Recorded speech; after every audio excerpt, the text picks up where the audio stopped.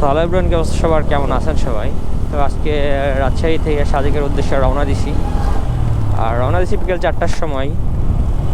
আর আমার বাসা মূলত রাজশাহী চারঘাটে। তো চারঘাট থেকেই রওনা দিছি, ভেতর দিয়ে বনপাড়া দিয়ে উঠবো দয়ারামপুর হয়ে।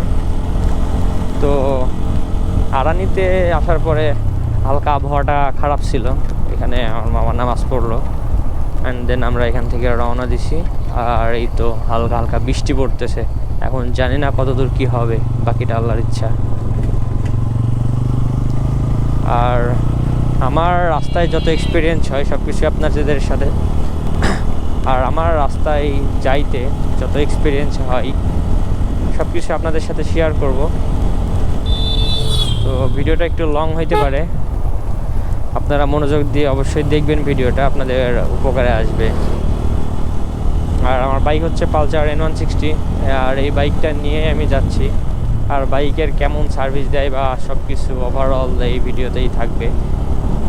আর মূলত আমি রাজশাহী থেকে ঢাকার ভিডিও অলরেডি আমার চ্যানেলে ছাড়া আছে, ওইটা চাইলে আপনারা দেখে নিতে পারেন। তাই আমি রাজশাহী থেকে মূলত ঢাকা পর্যন্ত তেমন একটা কিছু বলবো না। তো এই যদি আপনার রাজশাহী থেকে ঢাকার সম্পর্কে, রাস্তা সম্পর্কে বা আনুষঙ্গিক কোনো কিছু জানার থাকে, সেক্ষেত্রে আমার আগের ভিডিওটা আপনারা দেখে আসতে পারেন। আর মূলত আমি ঢাকা থেকে যে সাজেকের রাস্তাটা, এই রাস্তাটার মধ্যে সব থেকে বেশি ফোকাস দেব। অ্যান্ড এখানে আপনারা কিভাবে যাবেন বা সব কিছুই ডিটেলস থাকবে ভিডিওর মধ্যে। আকাশের অবস্থা খুবই খারাপ, মেঘলা, হালকা হালকা বৃষ্টি পড়তেছে।